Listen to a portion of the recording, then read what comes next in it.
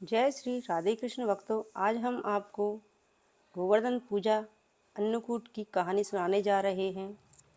कार्तिक शुक्ल प्रतिपदा को दिवाली के अगले दिन अन्नकूट उत्सव मनाया जाता है। इस दिन बलि पूजा, गोवर्धन पूजा, मार्गपाली आदि उत्सव भी संपन्न होते हैं। इस दिन गोबर का अन्नकूट बनाकर तथा उसके समीप विराजमान श्री कृष्ण के सम्मुख गाय और ग्वाल वालों की पूजा की जाती है। यह ब्रजवासियों का मुख्य त्योहार है। इस दिन मंदिरों में विविध प्रकार की खाद्य सामग्री से भगवान का भोग लगाया जाता है। पूजा विधि विधान: इस दिन सुबह अन्नकूट की रसोई बनाएं और सब तरह की मिठाई बनाकर भगवान को भोग लगाएं। ब्राह्मणों को जिमाएं और अन्नकूट का प्रसाद सबको बांटकर खुद भी लें। सुबह नहा धोकर पहले गोवर्धन की पूजा कर गोवर्धन गोबर से बनाएं। गोवर्धन पर जल, मूली, रोली, चावल, फूल, दही, तेल का दिया जलाएं। मूंग की दाल, चीनी, 4 गुड़ की सुहाली, दक्षिणा, सफ़ेद कपड़ा चढ़ाएं और गोवर्धन के सिर पर झरना रख दें। पूजा करने के बाद वापस अपने घर में रख लें। गोवर्धन परिक्रमा तथा गीत गाएं, 4 बंधावे गाएं। पूजा का चढ़ावा मिश्रानी को दे देवें। कथा निम्न प्रकार है। एक दिन भगवान कृष्ण ने देखा पूरे ब्रज में तरह तरह के मिष्ठान तथा पकवान बनाए जा रहे हैं। पूछने पर ज्ञात हुआ कि यह सब बकासुर संहारक मेघ देवता देवराज इंद्र की पूजा के लिए तैयार किया जा रहा है। इंद्र की प्रसन्नता से ही वर्षा होगी, गायों को चारा मिलेगा तथा जीविकोपार्जन की समस्या का समाधान होगा। यह सुनकर भगवान श्री कृष्ण ने इंद्र की निंदा करते हुए कहा कि उस देवता की पूजा करनी चाहिए जो प्रत्यक्ष आज आकर पूजा सामग्री स्वीकार करे। गोपों ने यह वचन सुनकर कहा, कोटि कोटि देवताओं के राजा कि इस तरह से आपको निंदा नहीं करनी चाहिए। कृष्ण ने कहा, इंद्र में क्या शक्ति है जो पानी बरसा कर हमारी सहायता करेगा। उससे तो शक्तिशाली तथा सुंदर यह गोवर्धन पर्वत है जो वर्षा का मूल कारण है। इसकी हमें पूजा करनी चाहिए। भगवान श्री कृष्ण के कहने पर सभी ब्रजवासियों ने गोवर्धन पूजा के लिए चारों ओर धूम मचा दी।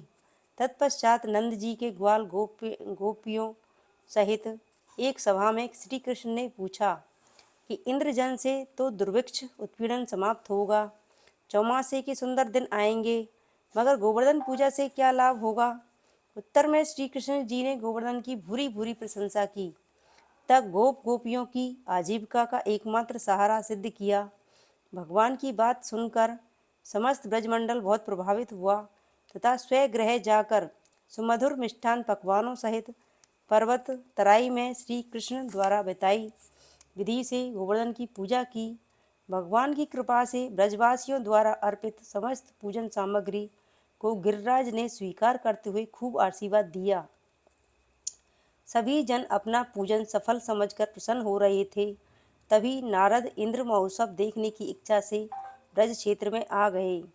पूछने पर जब नागरिकों ने बताया कि श्री कृष्ण की आज्ञा से इस वर्ष इंद्र महोत्सव समाप्त कर दिया गया है, उसके स्थान पर गोवर्धन की पूजा की जा रही है, यह सुनते ही नारद उल्टे पांव इंद्रलोक गए तथा खिन्न मुद्रा से मैं बोले, हे राजन, तुम महलों में सुख की नींद की खुमारी ले रहे हो। उधर ब्रजमंडल में तुम्हारी पूजा समाप्त करके गोवर्धन की पूजा हो रही है। इसमें इंद्र ने अपनी मानहानि समझकर मेघों की को आज्ञा दी कि वे गोकुल में जाकर प्रलयकालिक मूसलाधार वर्षा से पूरा गांव तहस नहस कर दें। पर्वताकार प्रलयकारी बादल ब्रज की ओर उमड़ पड़े। भयानक वर्षा देखकर ब्रजमंडल घबरा गया। सभी ब्रजवासी श्री कृष्ण की शरण में जाकर बोले, हे भगवान, इंद्र हमारी नगरी को डुबाना चाहता है, अब क्या किया जाए। श्री कृष्ण ने सांत्वना देते हुए कहा कि तुम लोग गौओं सहित गोवर्धन की शरण में चलो, वहीं तुम्हारी रक्षा करेगा। इस तरह से समस्त ग्वाल बाल गोवर्धन की तराई में पहुंच गए। श्री कृष्ण ने गोवर्धन को कनिष्ठा उंगली पर उठा लिया और 7 दिन तक गोप गोपिकाएं उसी छाया में सुखपूर्वक रहे। भगवान की कृपा से उनको एक चींटा भी न लगा। इससे इंद्र को महान आश्चर्य हुआ। तब भगवान की महिमा को समझकर, तब अपना गर्व नष्ट जानकर वह स्वयं ब्रज में गया और भगवान श्री कृष्ण के चरणों में गिरकर अपनी मूर्खता पर महान पश्चाताप किया। 7वें दिन भगवान ने गोवर्धन को नीचे रखकर इसी भांति प्रतिवर्ष गोवर्धन पूजा करके अन्नकूट उत्सव मनाने की आज्ञा दी। तभी से यह उत्सव अन्नकूट के नाम से मनाया जाने लगा। जय श्री कृष्ण। राधे राधे भक्तों। श्री गोवर्धन की कहानी, पूजा की कहानी समाप्त हुई।